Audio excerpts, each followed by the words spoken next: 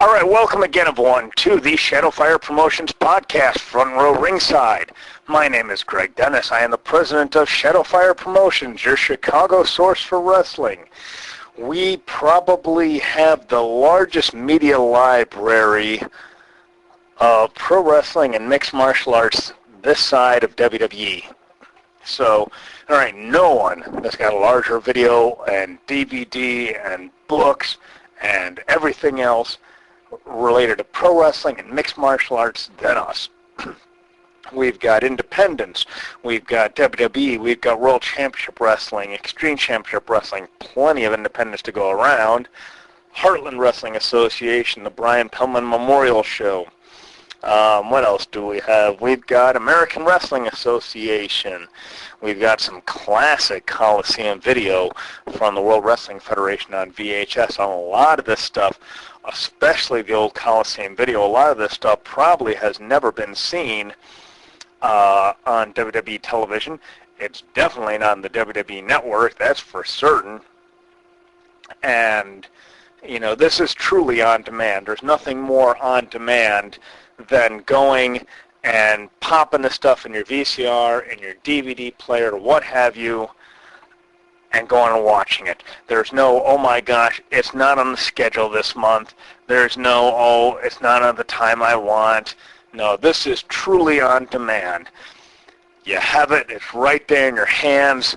You know, you got all the box, the artwork, all the inserts, all that cool stuff. You know, I remember when I was watching an episode of Politically Incorrect years ago, and it had Gene Simmons on it of KISS.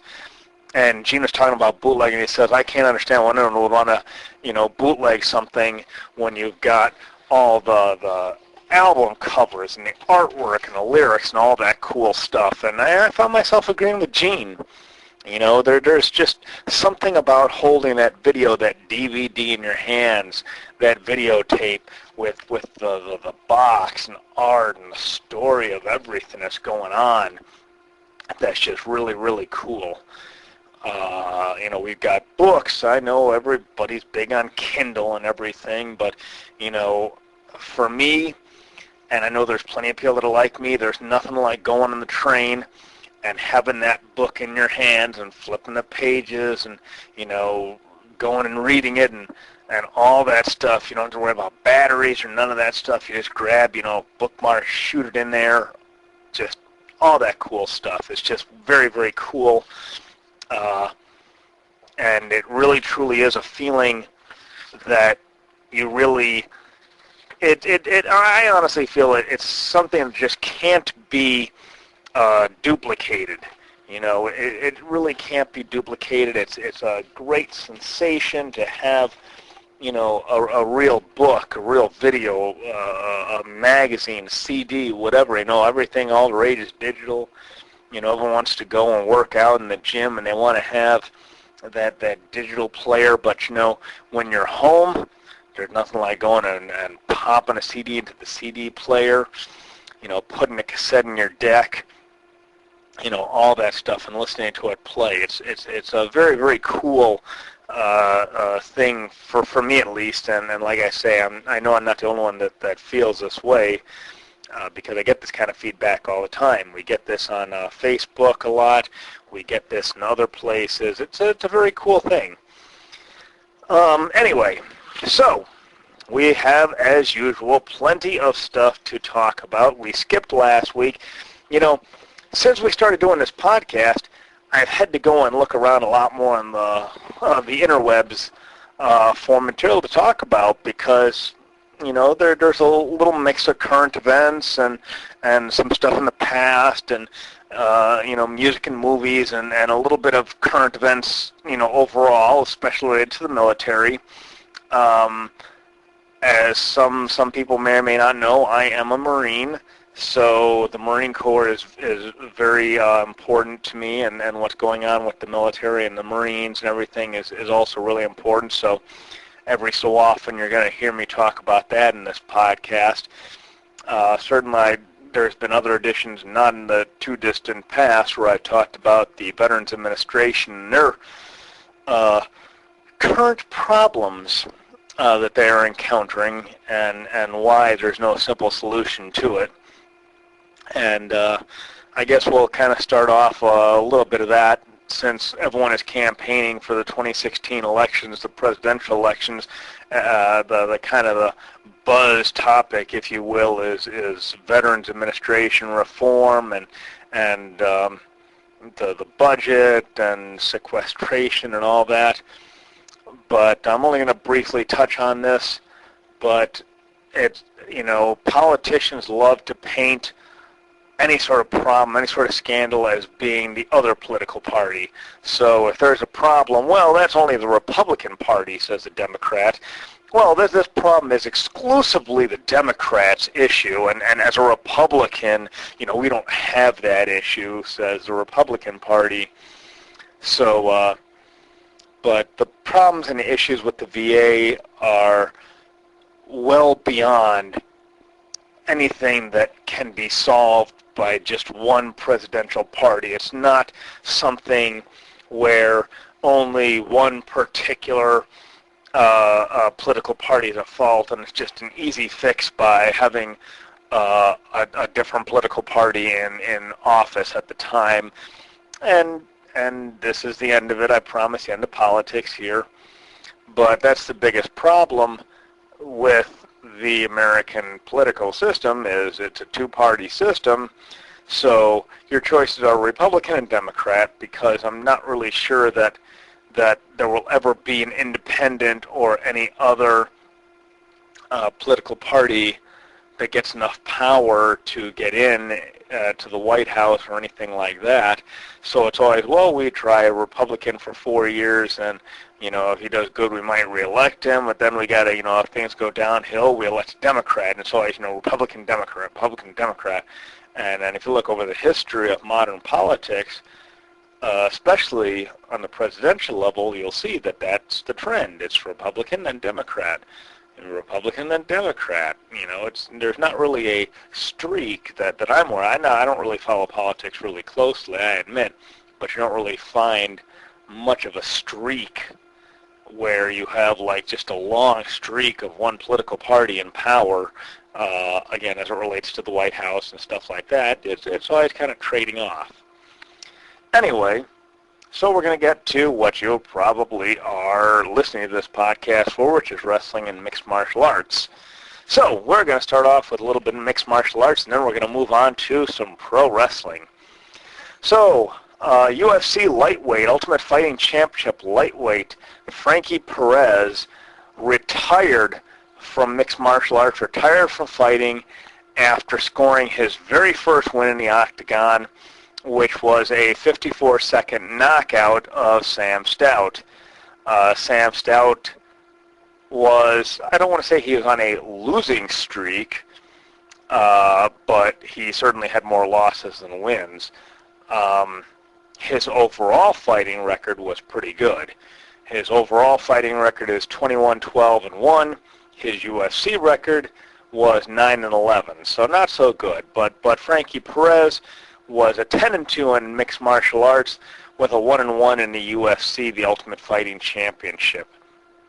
Now, there's a lot of, before I continue on with this, I just want to make mention that there's a lot of abbreviations and acronyms and stuff, and you kind of make it feel like you're in the government, FBI, CIA, all this. And so I really try to approach not only this podcast, but social media, Facebook and LinkedIn and Twitter and all that type of stuff, to spell it out whenever possible so that people understand what it is.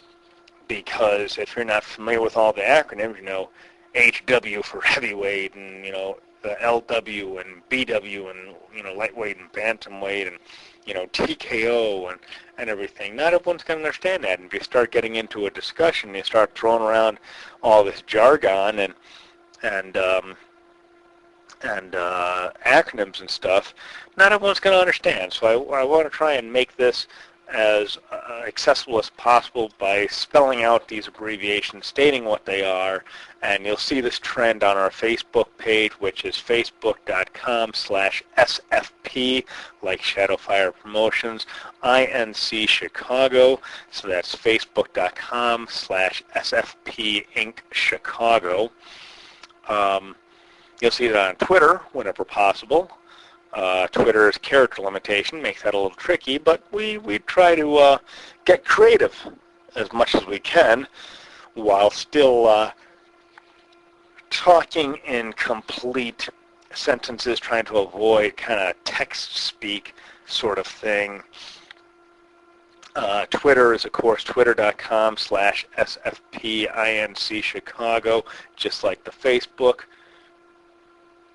If you Google Shadowfire Promotions, you'll probably find about 10 pages worth of related links. We have a message board that's related to our website. It's sfpinchicago.com/boards.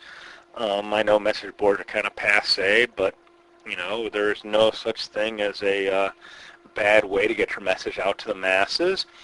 And if there's a way to do it, then sure.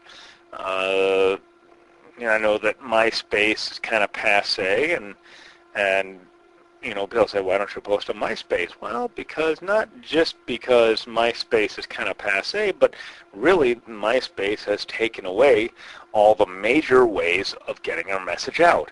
They don't do blogs, they don't do postings, they don't do any of that. So it kind of really prevents us from getting our message out to people, and that's the ultimate bottom line, is we want to get our message out, whether it be about an upcoming event that we're appearing at, whether it be about something we have available for sale.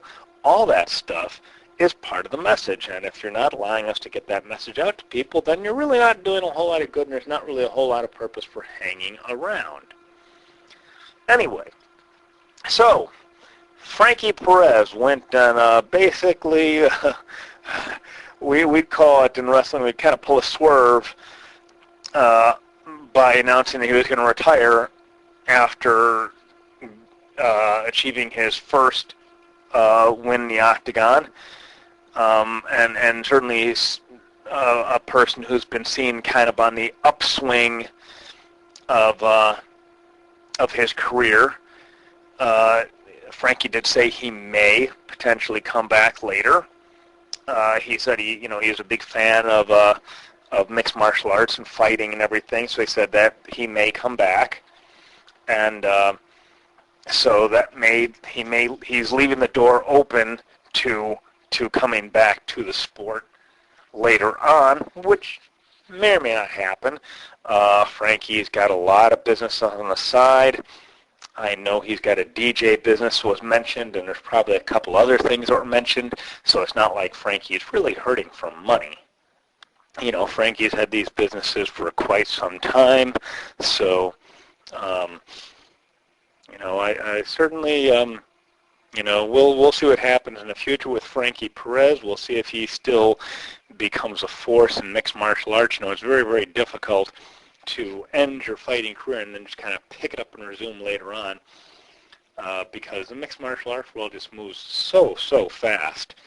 So, you know, we'll see what happens with that. You know, it's a fast-moving world, but who knows? There's not, you know, there might be room for him later on in the sport. So we'll see what happens. So let's see what else we got here in MMA. Continuing on Frankie Perez, Michael Bisping, who's very, shall we say, outspoken. Michael Bisping has been an analyst on Fox Sports 1 for mixed martial arts for the Ultimate Fighting Championship. He is a middleweight. He is a former light heavy.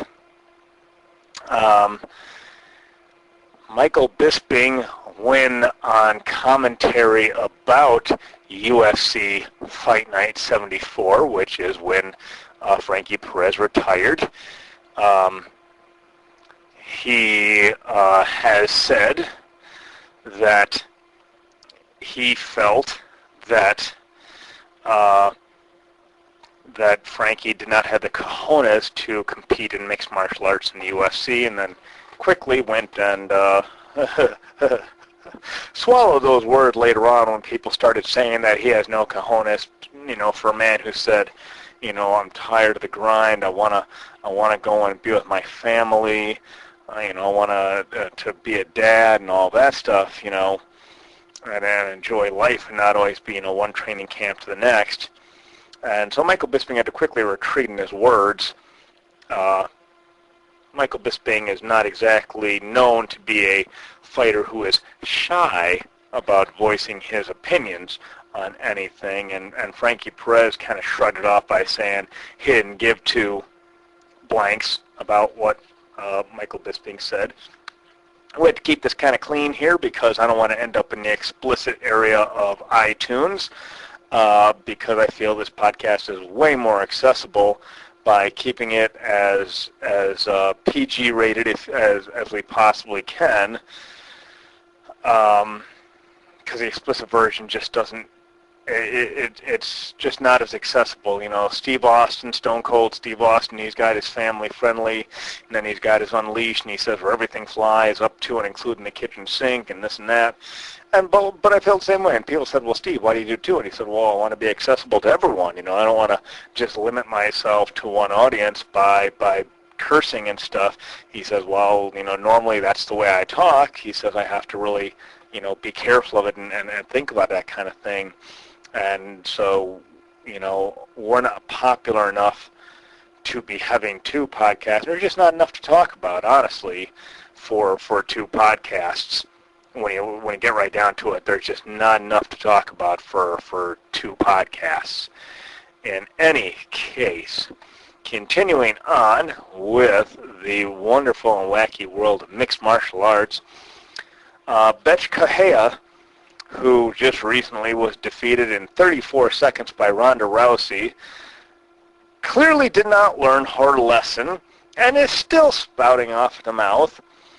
Not just, I got beat, I'll come back, I'll be better next time. No, she's saying, oh, Ronda, you're the fluke, I should have won that, and next time I'll kick your butt.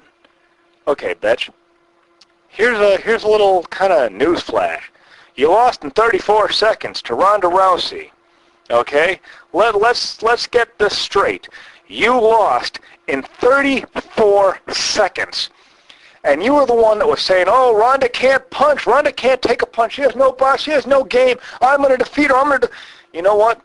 Bethe sounds more like a pro wrestling promo than a UFC fighter. Because I mentioned this in my last podcast with Bethe when I talked about it prior to UFC 190. She's never fought anyone of any note. Almost all of her, she's had, prior to Ronda, she had 9 fights.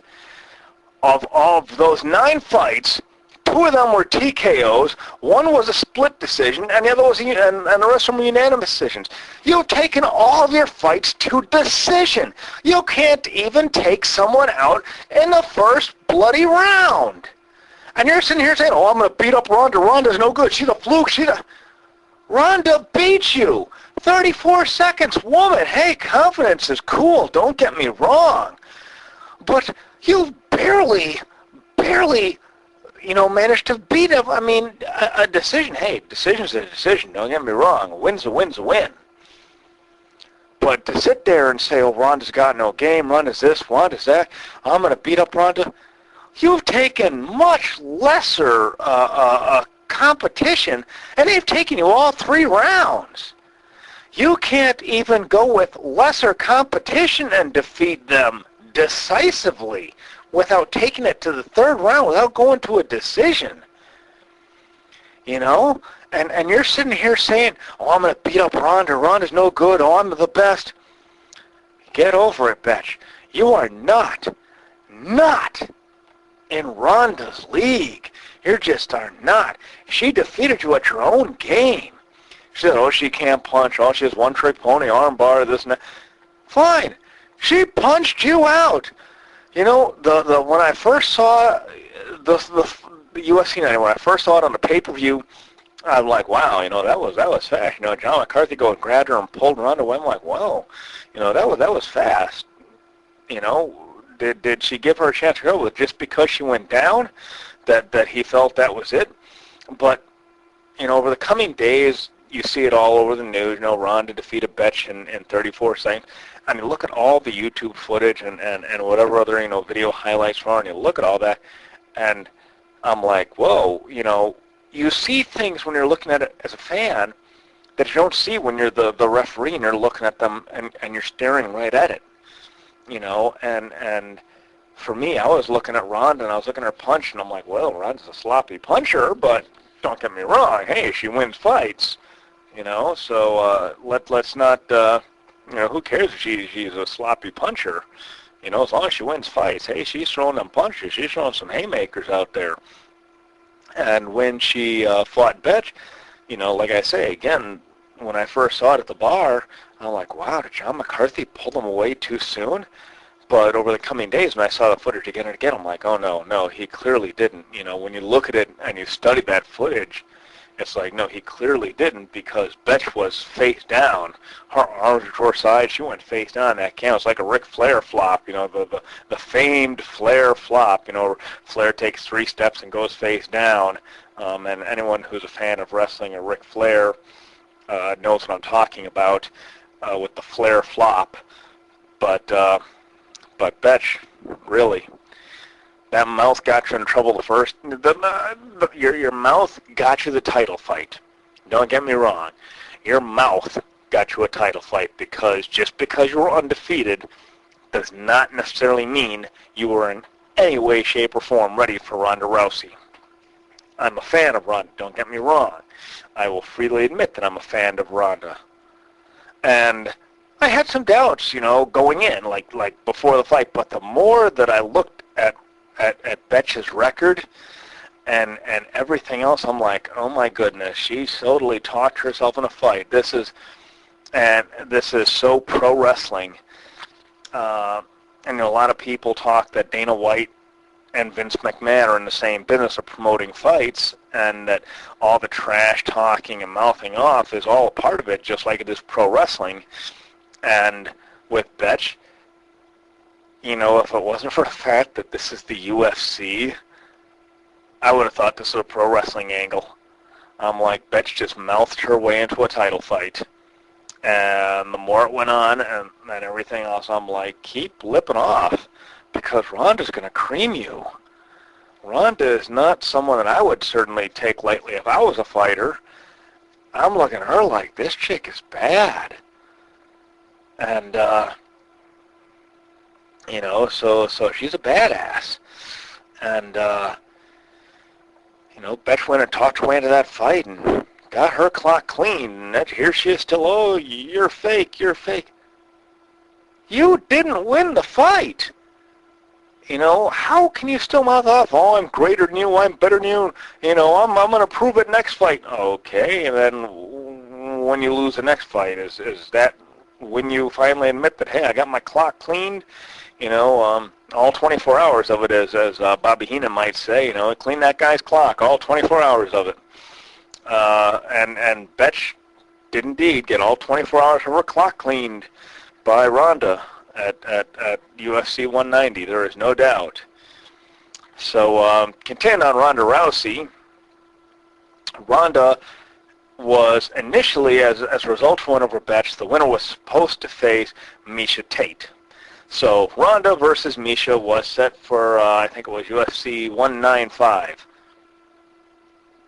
But then UFC president Dana White went and quickly reversed course and said, no, we're not doing Ronda versus Meisha. We're doing Ronda versus Holly Holm. Well, I like Holly Holm. I've seen her fights. I like her. Ronda, I'm going to talk about Ronda versus Meisha first.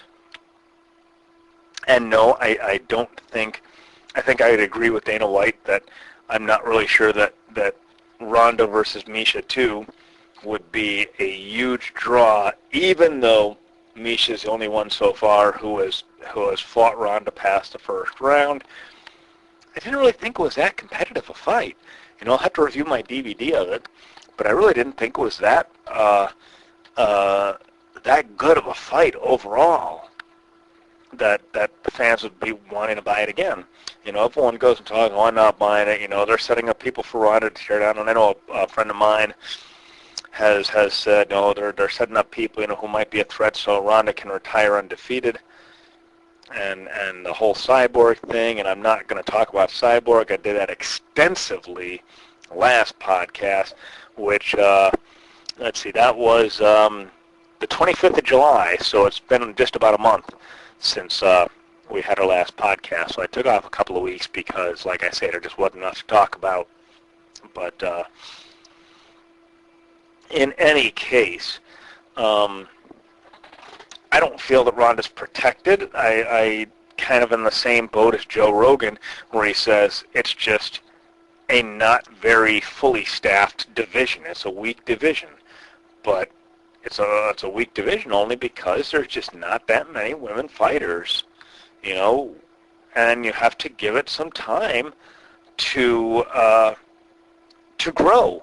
When a lot of people who are not historians will forget what the UFC started as, where everyone's like, oh yeah, it's going to die in a few years, Royce Gracie is the best, no one will ever defeat Royce, and, oh my gosh, it was such a big deal when Chemo brought Royce Gracie past the first round. Oh my gosh, how could anyone ever bring Royce Gracie past round one? Oh my goodness. So yeah. And then they're like, oh, well, what's going to happen now to the UFC? It's going to go bankrupt and this and that. And, I mean, it did, but that was more the parent company rather than the UFC, and that was the way they promoted the fights at that time. And the UFC has certainly evolved past that nowadays. So we're not going to go into history of the UFC because that's not something I want to approach right now because I've got a lot more podcasts to go. But I don't think that Ronda's protected. I think that a lot of people, or at least the matchmakers, are looking at it like, okay, do we really want to see that same fight, Ronda Meisha again, or do we want to go and put someone new in? And I think that as long as they have someone new that's available to fight, then yeah, they're going to put that in before they start going into rematches. And with Holly Holm, much like Bethe, where she's undefeated, people are going to look at that like, ooh, someone's going to get a 1 at the end of their record at the end of this all. Me personally, yeah, it might be a little too soon for Holly Holm, who's only 2-0 in the UFC, but she's had an outstanding boxing record before. She's been a boxer, she's been a kickboxer, so she's not really super experienced in mixed martial arts, especially not with the UFC, but she's not exactly a slouch either. She's been a boxer, had a very successful career as a boxer. She did some kickboxing. Didn't last too long in kickboxing. So we'll see how her kickboxing goes into play. She might not necessarily. She might want to kick. Ronda's not much of a kicker, so we have seen. That Ronda might surprise her with some kicks. So we'll see. I'm very interested. I'm actually also very interested in the upcoming UFC fights. I'm very interested in Frank Mir against Andrei Arlovski. I'm a big fan of Andrei Arlovski. Frank Mir, Mir's got himself a big mouth, but he's been successful too. I'm not a big fan of his, but it looks to be a good thing. I'm also very interested in the women's strawweight championship that's going to be on that card. This is UFC 191. I'm very interested in that. I'm also very interested in the women's bantamweight, so I may just go and see that card. This looks like it could be a very, very good card, so I'm kind of interested in this. This is kind of interesting in my opinion. I'm like I say, I'm not the biggest fan of Frank Mir, but I'm definitely a big fan of the women. So this could be interesting. We'll see what happens with this. If I end up going, we'll do some live tweeting from the event, and we'll see what happens. Of course, the big thing is going to be, we originally had scheduled Ronda versus Holly Holm, which was going to be, UFC 195, Rousey versus Holm. It was going to be at the beginning of the year, but that event was pulled, and so now we have absolutely no fight card scheduled so far. There's allegedly going to be a strawweight championship fight. We don't know what's going on right yet, but it was apparently Robbie Lawler and Carlos Condit were supposed to be fighting at the event, but apparently Robbie Lawler had suffered a thumb injury and was pulled from the card, but that is apparently going to be rescheduled. So to make this a fight card with some sort of championship on the line, because if memory, let's see, yeah, there is no there's no championship bout except for that. So they moved Ronda versus Holm, Rousey versus Holm, to November 14, which again is also very interesting. But what's also very interesting is that it's going to be in Australia. So what's interesting about that it's in Australia, is I'm really thinking, especially with some quotes I read about from Dana White, is that he's really looking to pack some arenas internationally and kind of take advantage of Ronda and Ronda's star power internationally. So that's why we're having all these events with Ronda happening overseas, because he wants to pack some arenas overseas with her. So this is going to be kind of interesting to see, in my opinion. I'm kind of interested. I would have preferred it be way, much more closer. Well, looks like I've won some money here. Looks like I've won some money with the phone ringing here. Anyway, so let's continue on with our talk about the Ultimate Fighting Championship, Ronda Rousey and Holly Holm here. So with a lot of the Ultimate Fighting Championship expansion overseas with Brazil and Latin America, and especially with the crowd reaction to Ronda in Brazil, where they're actually more, no pun intended, rowdy for Ronda in Brazil than they were for their hometown woman, Bethe Correira. I'm not necessarily surprised that Dana White is deciding to go and make the match in Australia for Ronda. Again, I don't see Ronda as protected. I just see it as she's the best in an unfortunately weak division. And it is unfortunate, but it'll take some time. And I think in the future, Ronda's going to be remembered as like the Royce Gracie of her time, when she's going to be one of the pioneers of women's mixed martial arts, and she's going to be remembered in the same breath as Royce Gracie, but without the asterisk that Royce had, where the promotion at that time was owned in part by the Gracie family, so they deliberately liked to choose a lot of people that didn't have a lot of grappling skill and were strictly punchers and kickers, so they didn't pose that threat to Royce. So I think she'll be remembered without that asterisk after her name in the future with mixed martial arts, and definitely a UFC Hall of Famer, future UFC Hall of Famer for certain. So, pro wrestling now. Let's go on to pro wrestling. Besides the fact that I never thought I'd have a podcast, I really never thought that I'd be talking about whether wrestling is fake or real on any sort of podcast that I never imagined having. But the topic had come up recently with Dana White saying, well, yeah, our stuff is real on Twitter. Someone talked about the WWE Network or something. I don't know the whole story. I didn't research it beforehand. I remember reading it the first time, and I'm like, really, we're having this discussion, kind of thing. And I kind of quickly forgot about it, but made a note of it to now. So fake versus real. It was brought up elsewhere in another publication that fake does not necessarily mean fictional.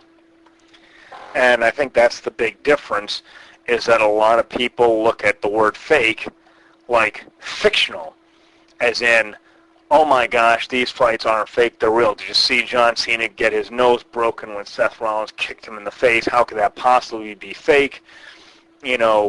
Blood, oh, it's a blood capsule, and this and that, and everything. So, that's been an argument. And don't get me wrong, in the end, we are a pro wrestling media company.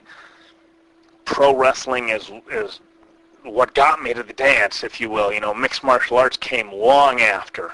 So I am certainly not one to be talking about pro wrestling in a negative sense, okay? That said, the article on pro wrestling made a lot of sense in that we talked about fictional versus fake. There's nothing fictional about pro wrestling. These guys do suffer a lot of pain. There's injuries. They're just like stuntmen in that regard. So it's not fictional, but it is what we call a work. It is staged. It is a performance. It's predetermined who the winners and losers are going to be. As was pointed out, this isn't the 60s and 70s when you absolutely had to go and push that it was real because everyone was scared they're going to lose their audience, that everyone knew it was fake, that it was a work, this and that. Those times have passed. We all know that it's a work, but being a work doesn't necessarily mean that it is fake. So it's not real in the sense of it's not an actual fight, but it is most certainly not fictional either. So there's the distinction between everything. So that's the deal.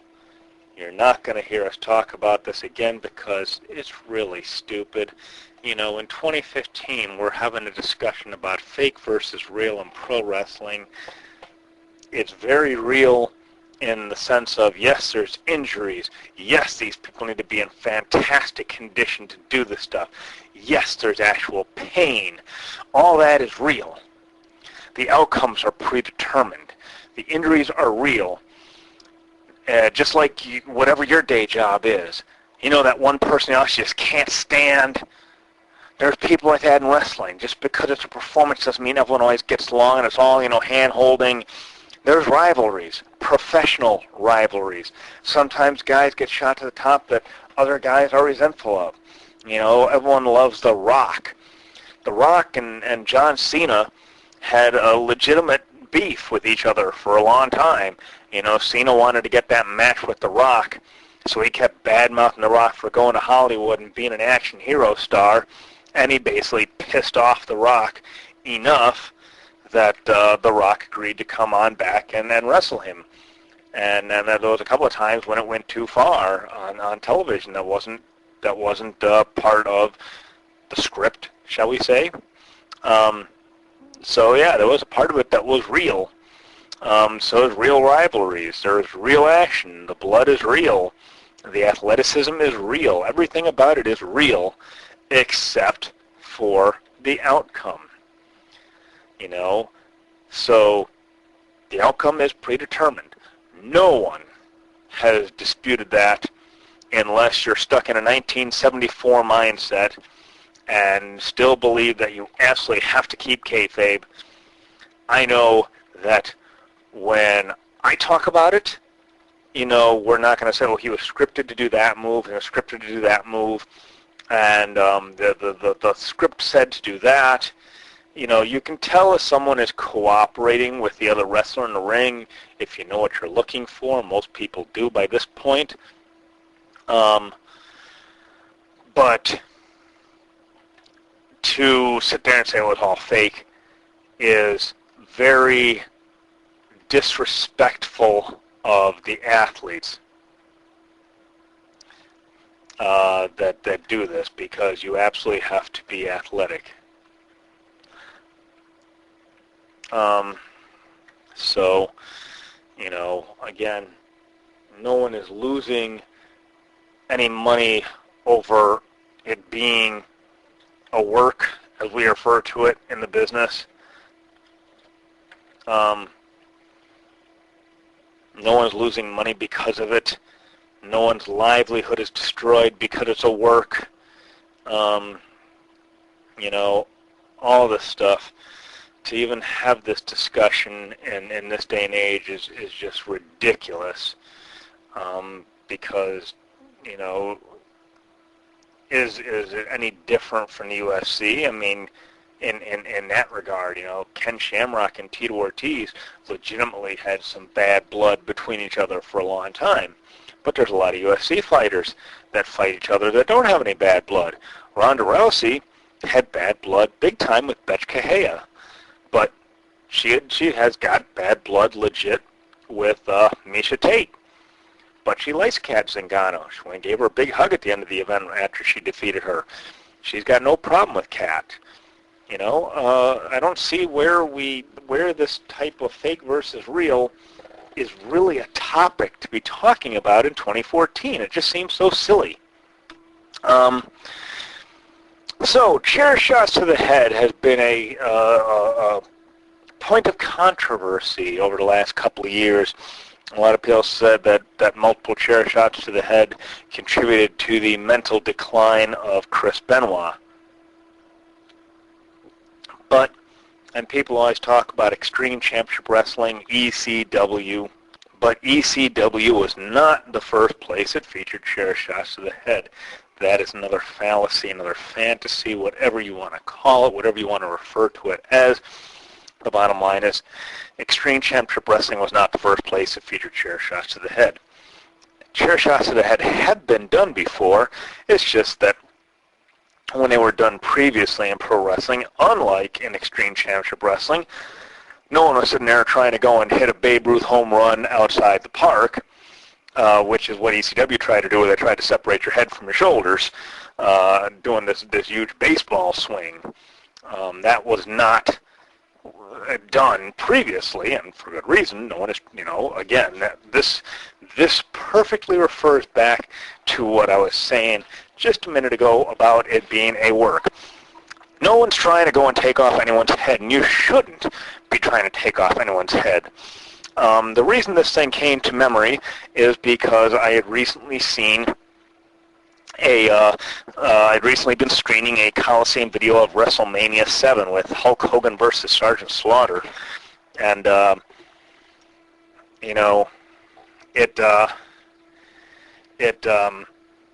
in this match, we had Sergeant Slaughter going and putting a chair to the head of Hulk Hogan, but again, he tapped him on the head, and it was a chair with a big padded seat. He tapped him on the head. Now Hogan, being the professional that he is, he went and sold it like Sergeant Slaughter went and was hitting a Babe Ruth-style home run, and good for him. You don't need to take off someone's head with a chair, but it goes back to what I was trying to get to, which is that it's not just ECW, it's not just a thing with the so-called Attitude Era of the World Wrestling Federation. It's not any of this stuff. Chair shots to the head have been done before. Just that no one is trying to kill anyone by doing a chair shot to the head, which is the big difference. But it's not something that is brand new to the sport that's only been done since Extreme Championship Wrestling. Um, Speaking of things to the head and chairs to the head, it's not really super relevant. Okay, let me rephrase that. It's relevant. It's just not the same thing. But Daniel Bryan is known on independent circuit as the American Dragon, or Bryan Danielson, his real name. He's currently out with a concussion. And he recently posted somewhere in an interview that he's had like 7 or 8 documented concussions. And that is a scary as hell thought, that he's had that many concussions. It's really scary because, I mean, that many concussions is just really scary as hell.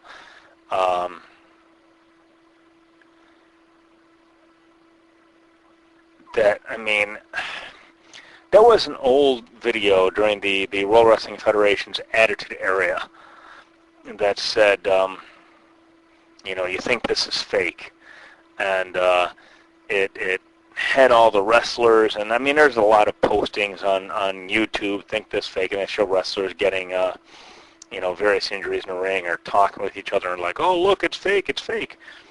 But aside from that, and all the various videos of that, there was something I remember from the old Attitude Era of the World Wrestling Federation where they were talking about each guy's athletic accomplishments outside of the ring. And in that, they said, oh, you think this is fake? And they listed all these guys' various injuries, and they talked about, all this, and Shawn Michaels said, I've had over a dozen concussions, and I kept thinking, that's got to be fake. How the hell is this man still standing if he's got a dozen concussions? And then, and I didn't realize time that you can have a minor concussion, but it's still a concussion. I don't know how major they are, but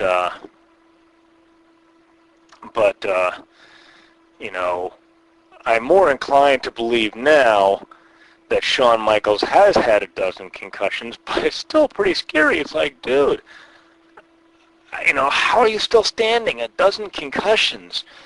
Daniel Bryan wanting to come back. Hey, don't get me wrong, I know he had a detached retina and he can't see right out of one eye because of that, because he wanted, and I understand the mentality, hey, we're not getting paid if we're not working, but damn, some of that stuff is straight up scary. That Daniel Bryan, a guy who's only, in his 30s, has had like 8 or 9 documented concussions.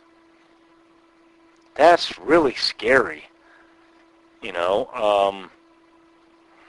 That's very, very scary. But it reminds me of all those old Attitude Era videos that said, "Do you think this is fake?" And they talked about various guys. I know what you're thinking. I'm just a pro wrestler. And you think this isn't real, and they list everyone else's, various injuries and stuff. And I remember that, and I'm like, this is very good, It's very, very good, and it talks about it. I'm going to see if I can find this. So if you give me a second, we'll pull this up on the interwebs, and you can listen to it. And I'm probably breaking a few copyright laws, but we'll see what happens here once we look this up. All right, so I found 2 of them. I'm not sure if there's only 2 versions of them. There may be more, but I remember them. As a matter of fact, I remember when I was in college, I had given a speech in my communications class that actually discussed this particular video clip where, we talked about the requirement, I remember this really vividly, actually. I didn't know how long ago it was. We're supposed to talk about things people didn't know. I spoke about the UFC and the then World Wrestling Federation, and I talked about the Austin 316 promo, the infamous Austin 316 promo, which had kind of kick-started the World Wrestling Federation's Attitude Era, and some UFC stuff, Hoist Gracie, some early stuff. But in any case, let's go and play these video clips for you people, and I'm going to go back to talking about Daniel Bryan and his concussions. So we'll wait till we can pull this thing up here, and then we'll go on with the show. We're just about there. Here we are.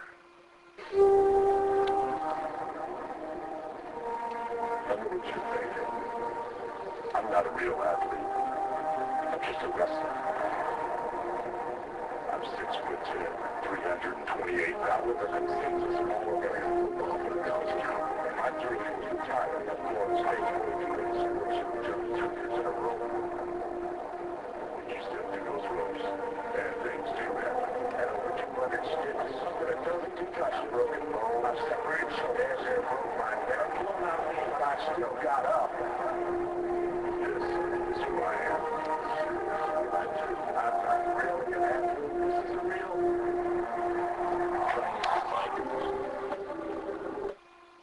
That was the first clip. I know what you're thinking. I'm not a real athlete. I'm just a wrestler. I'm 6'10", 328 pounds. I was a national champion at the University of Miami. My jersey was retired at Florida State, the ultimate fighting champion. When you step through those ropes, bad things do happen. At over 200 stitches, I suffered a dozen concussion, broken bone. I separated shoulders and broke my back. But I still got up. This is who I am. This is what I do. I'm not really an athlete. This is a real violation of my boots.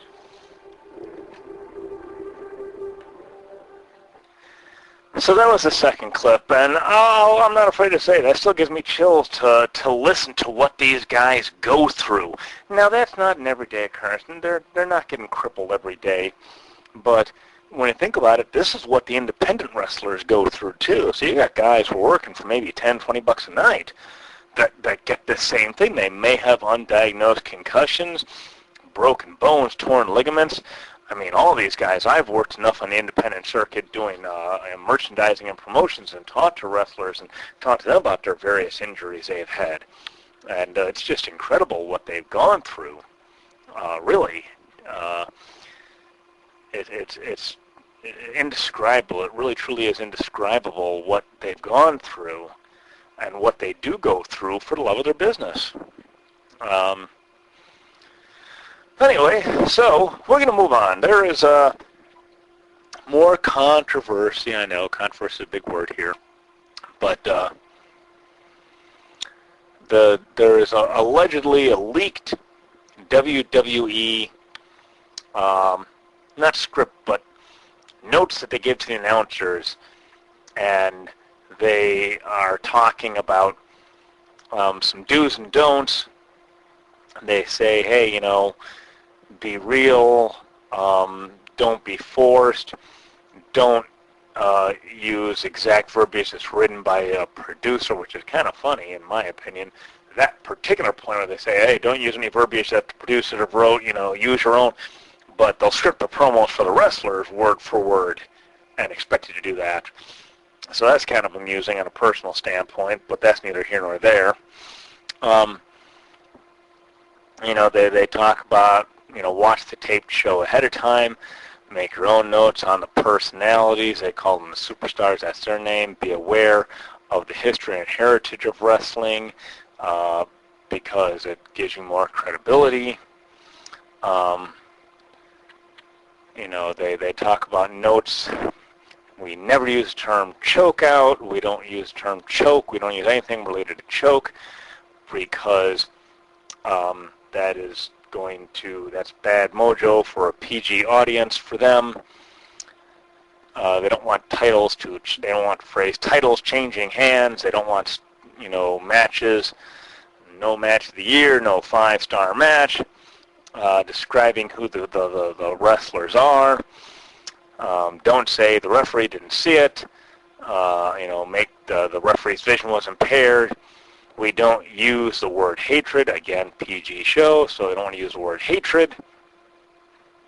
They want to use quotes. When they talk about someone, especially injuries, you always want to use a quote from the superstar. They don't say cursing, don't call blood. Don't say the phrase busted open. That amused me because that's just such a sports cliche. He's been busted open. You're supposed to no-sell blood. Don't ever say that someone doesn't care about winning the match, because everyone is supposed to win and everyone's supposed to want to win. Don't call the obvious. Don't talk about the greatest of all time.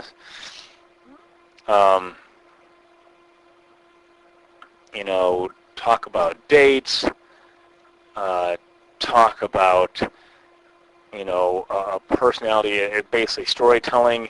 Watch your monitor, because that's what people see at home.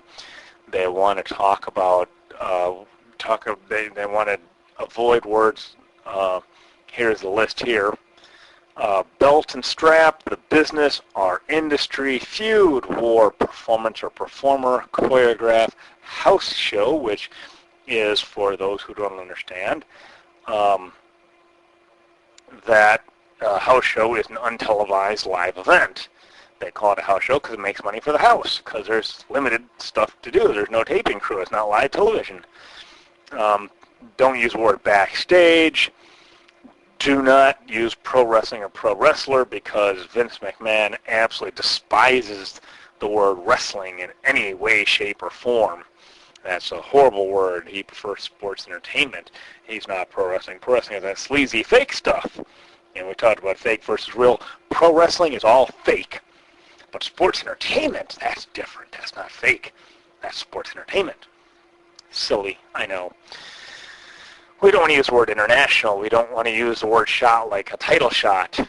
We don't use acrobatics, interesting, DQ. We don't use the word talent.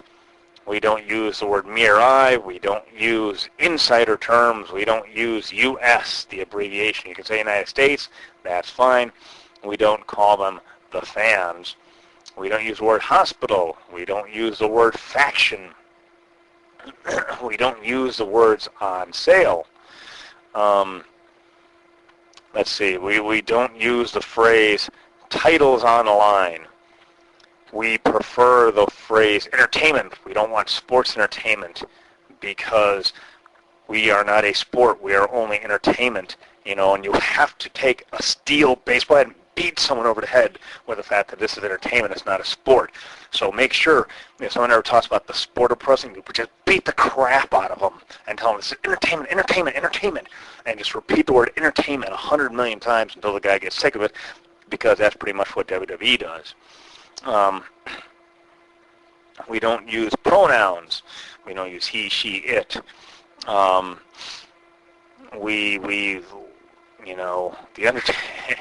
Undertaker's never the taker. We have to ask questions. Instead of saying, oh, this person will never do this, you have to say, well, could he ever do this?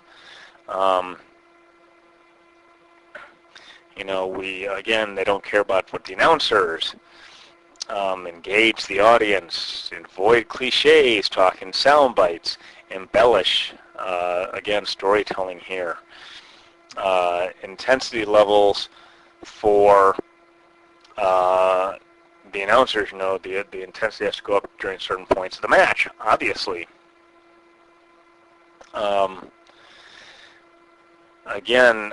Vince McMahon, you can tell some of this is, we make movies. So you don't have to fill every moment with chatter. You can be silent because they're making movies. And it's a little silly, but again, Vince McMahon likes to think that he's a movie maker. He likes to think of wrestling as a springboard to making movies, and he's finally got his wish. He makes movies. They're absolutely crappy movies, but hey, he makes movies, which is kind of funny.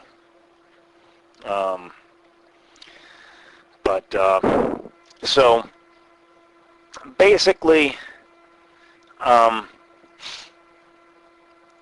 this list is kind of common sense in a way, and it's common sense in a term, people say, oh my gosh, this is so, oh my gosh, the announcers are so scripted. How could they ever go and memorize all this stuff? Oh my gosh. The announcers have to read WWE.com all week long. Oh my gosh. Well, first off, keep in mind that this is their full-time job. So, yeah, they can look at WWE all week long because, again, that is their job.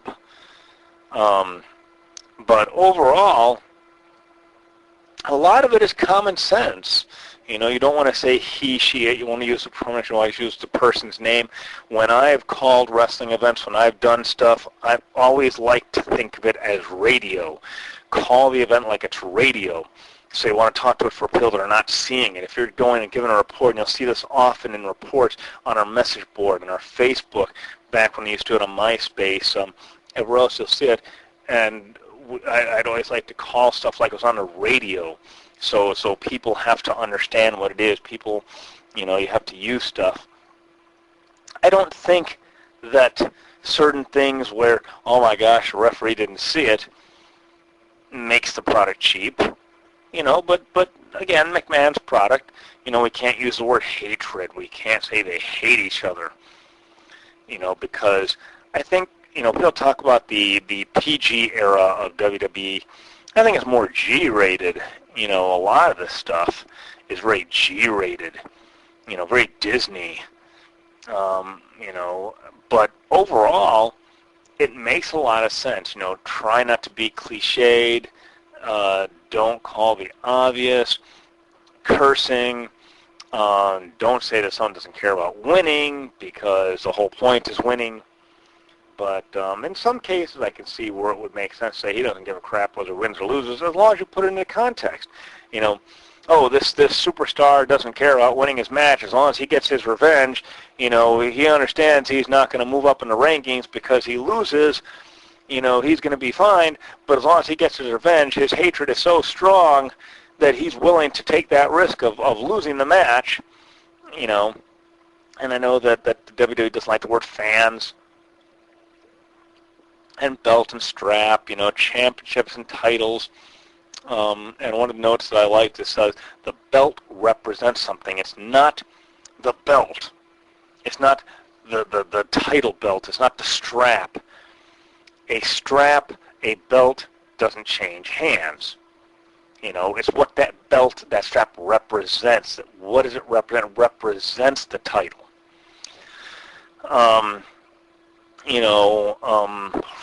Choreograph, performer of the business, our industry. I can see where he's not liking those terms. International versus global. I see where he's getting at. He wants to present his product as a global product, so he uses that phrase. Talent. No abbreviations. I know he likes to use, doesn't like the word fan, wants to call them the WWE Universe, doesn't like the word faction. Now available, again, now available has always been the preferred phrase. On sale now has always been kind of a pushy phrase. People don't like the phrase on sale now, but now available, makes me, oh, well, it's available. That kind of leads them to making a purchase themselves. I can see that. Medical center has always been a phrase that's been used because they don't want people going to the local hospital, especially in the days where there was a lot of kayfabe still being kept. the illusion that the business is real. They don't want people calling up, hey, is John Cena there? Is Undertaker in the hospital there? No, of course not. So I can see that. Some stuff, obviously you want to avoid cliches and tell a story, because in the end, announcing is, to an extent, telling a story. In the end, it tells a story.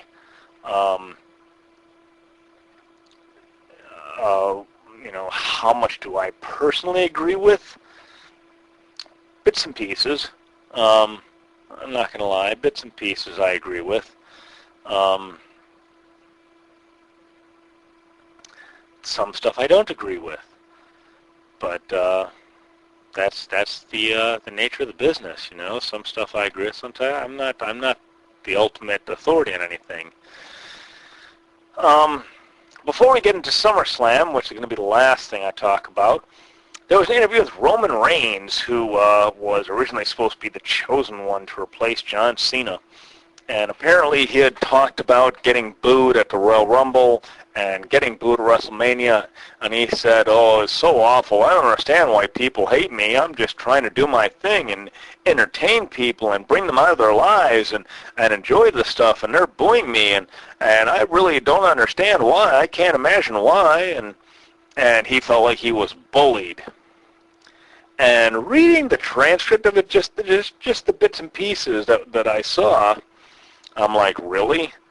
This guy is in pro wrestling, and he's from a pro wrestling family, and he thinks he was bullied because people booed him?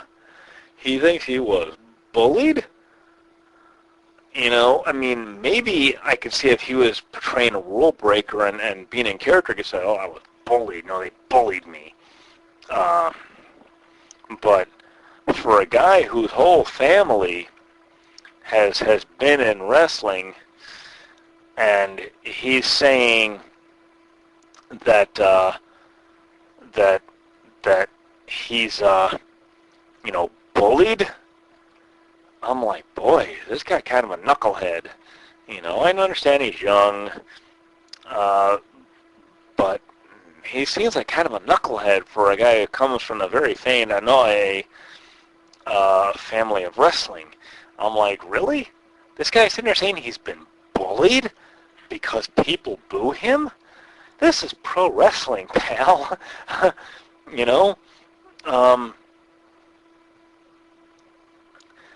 This is pro wrestling. You get booed.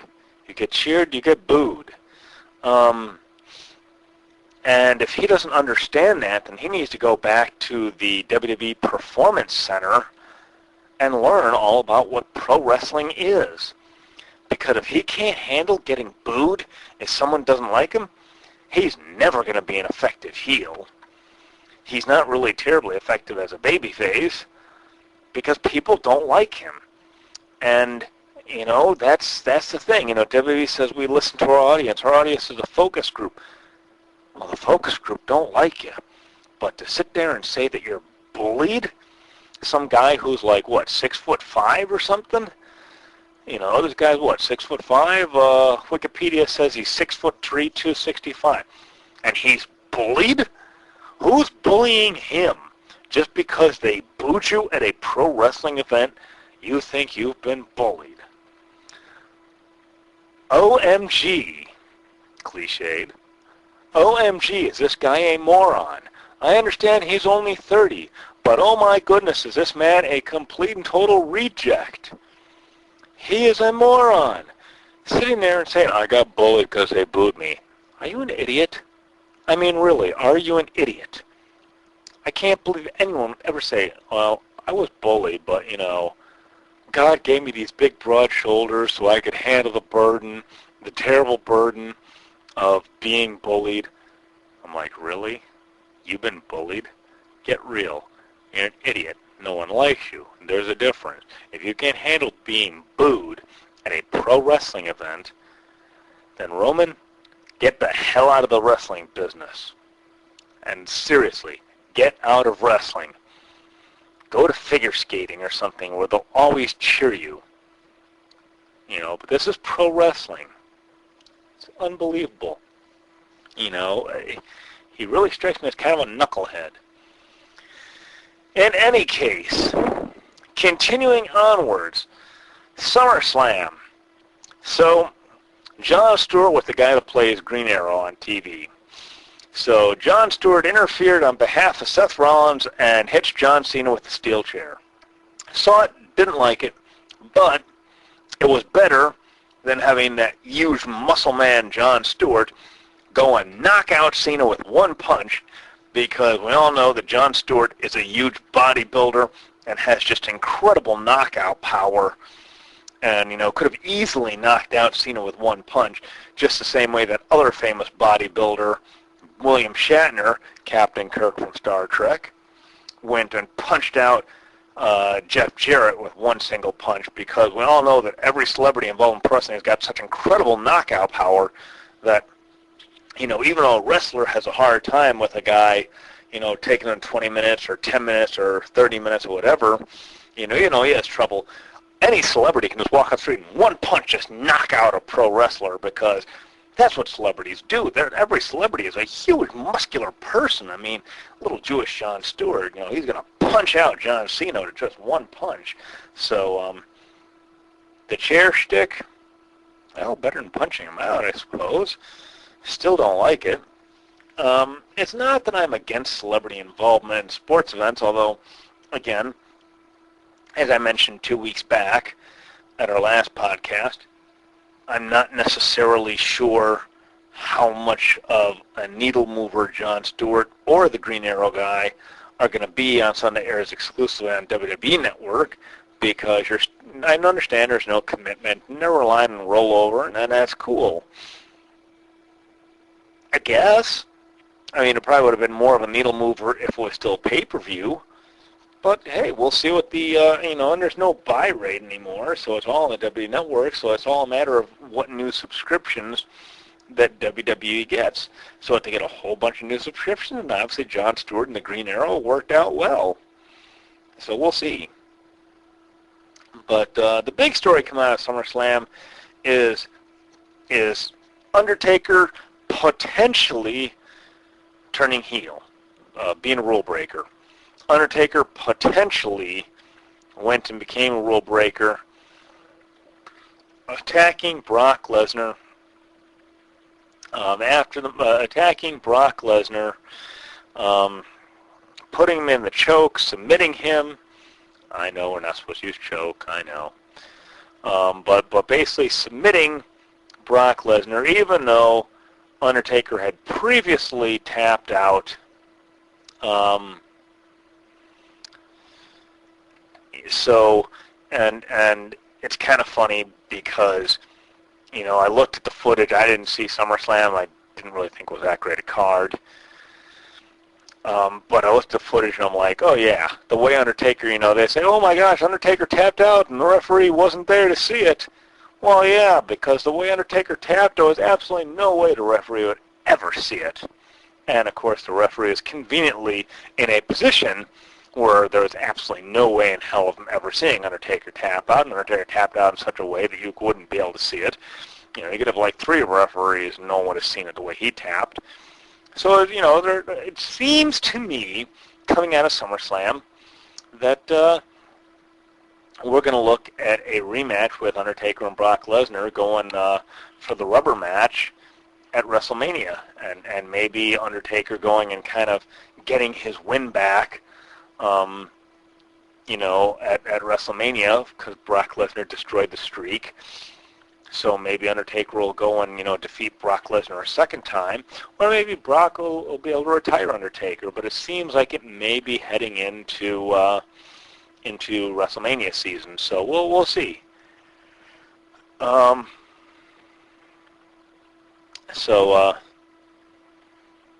see what happens there. What I thought was funny is they had all sorts of interviews on WWE, and one of the interviews they had was talking with the timekeeper. And I'm thinking, who cares what the WWE's timekeeper says? You know? It's like, oh, here's an interview with the timekeeper on regard to the controversy with The Undertaker. Does anyone care what the timekeeper says? No one cares what the timekeeper's never seen on camera. I mean, but he, if he is, he's not really, they might identify him like once in every third blue moon after February 30th. But I mean, the timekeeper's opinion. Oh, I gotta watch this. Well, I'm buying the DVD. I can't. I gotta see the exclusive interview with the WWE's timekeeper. Oh my gosh, we couldn't get someone other than a timekeeper. They got the referee. That was great.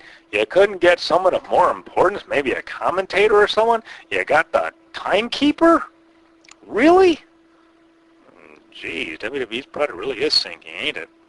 So, we'll see what happens at WrestleMania. But anyway, let's talk about some of our upcoming guests. Because, yes, this podcast will not just be me yakking. There'll be some other people yakking, too. We've got undefeated mixed martial artist, undefeated wrestler, undefeated pro wrestler. We've got the head of My Life, My Power charity, Daniel Puder. Dan has retired from wrestling. Well, no, let me say he's partially retired from wrestling because he's now one half of the My Life, My Power tag team champions. But what he's doing now is he's heading up an anti-bullying charity. So, hey, maybe Roman Reigns can go and, look into that since he feels he's being bullied. But he's part of an anti-bullying charity called My Life, My Power, and they're doing great things. They're going around to schools and every place and doing some speeches, and they're also putting on some wrestling events, some mixed martial arts events. So it's very, very cool, and we're very happy to have Daniel Puder coming soon as soon as his schedule permits. We're going to have Roxy Astor of the Afterglow Fan Party. Afterglow, as in glow, as in the gorgeous ladies of wrestling. Roxy was in Glow, and she's decided that after the Glow documentary DVD, which we do have available, it's got Roxy Astor signature, it's got Hollywood signature, it's got Melody Trouble Vixen, we've got Little Egypt signature, we got all these beautiful women that were at the Cauliflower Alley Club, except for our third guest, which is Sunny the California Girl. Sunny, unfortunately, was there, but she wasn't there when I was there, so unfortunately I didn't get her signature. I'll have to get that later on the DVD. But back to Roxy, she decided she had so much fun going and meeting up with her former comrades in Glow that she wanted to go and do something else with them. And she just formed the Afterglow Fan Party where she gets as many Glow girls as she can in a room together. And they have a totally unscripted kind of Q&A thing with all the fans. Bring all the fans, they can ask whatever they want. Totally unscripted, lots of backstage stories, lots of fun stuff. Special guests, referees, timekeepers, anyone they can get. And it's a whole lot of fun. She's already got one DVD out already, the Afterglow Fan Party DVD.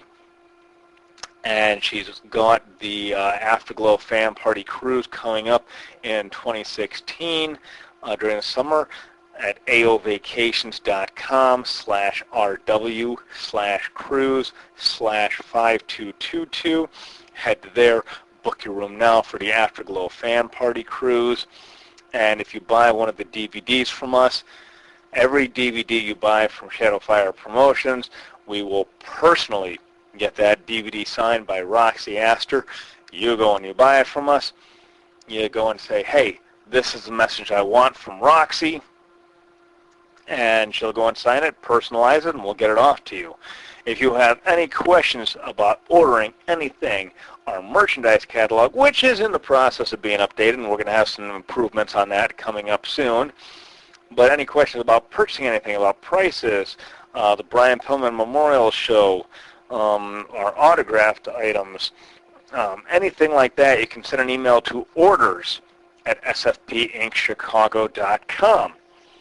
If you've got a question about distributing your merchandise, if you're a wrestling promotion or a pro wrestler or a mixed martial arts fighter or a MMA promotion, you can send an email to distribution@sfpinkchicago.com.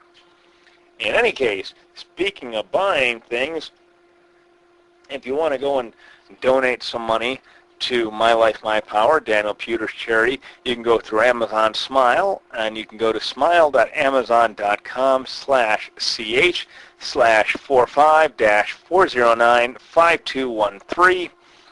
You do that, Amazon goes and donates 0.5% of your purchase price to My Life, My Power World.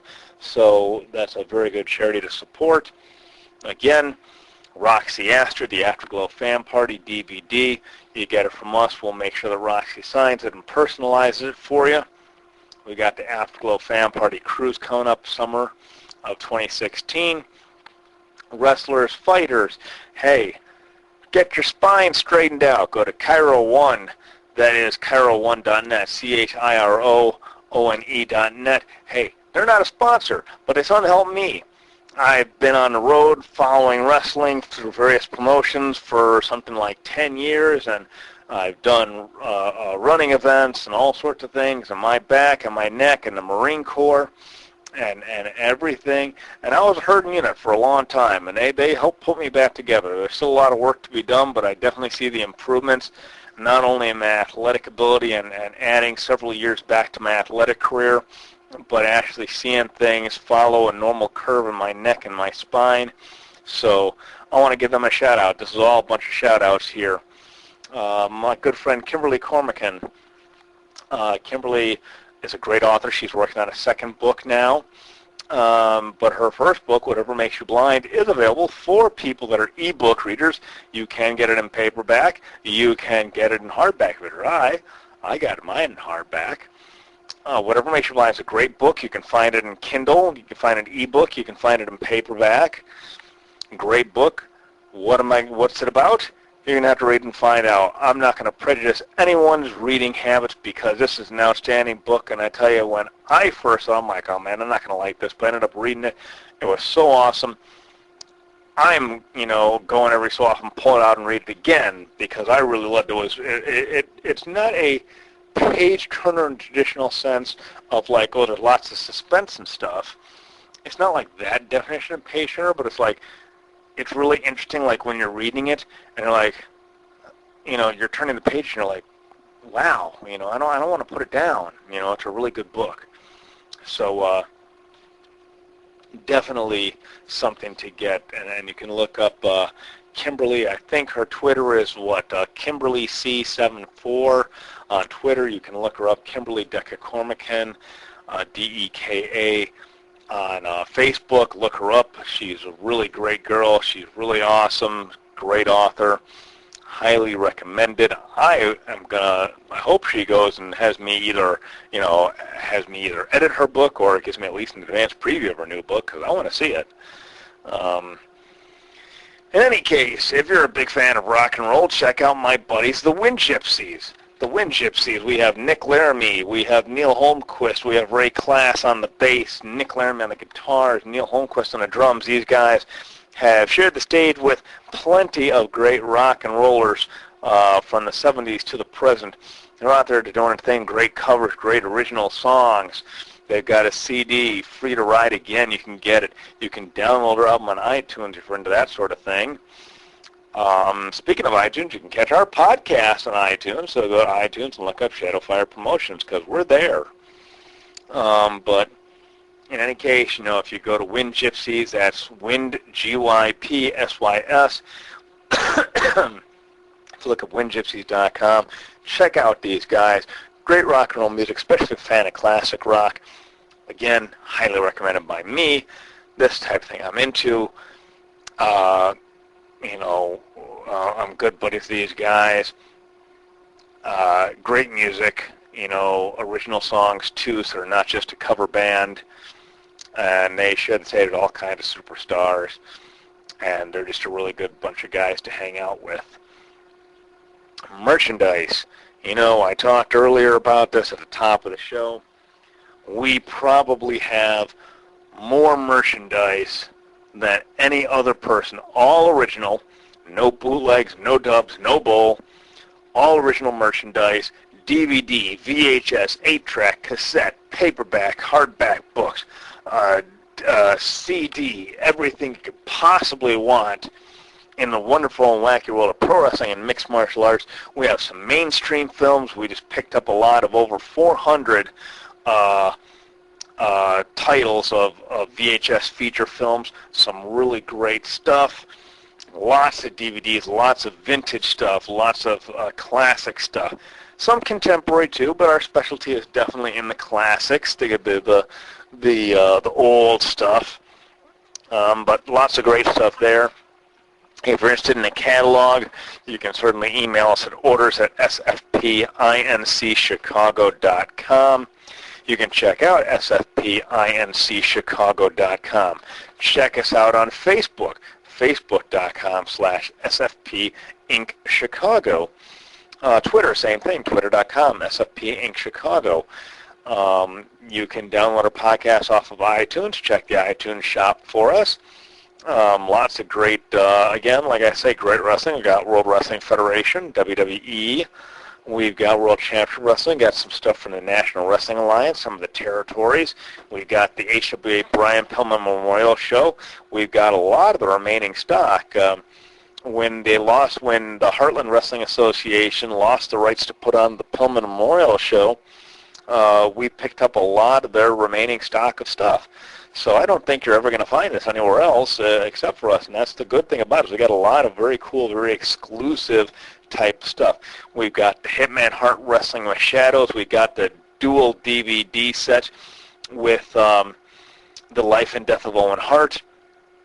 We've got that is paired with the lobby posters you find in the theaters. You know, those lobby posters you see behind the glass stuff. We've got the lobby posters for the original and the 10th anniversary set.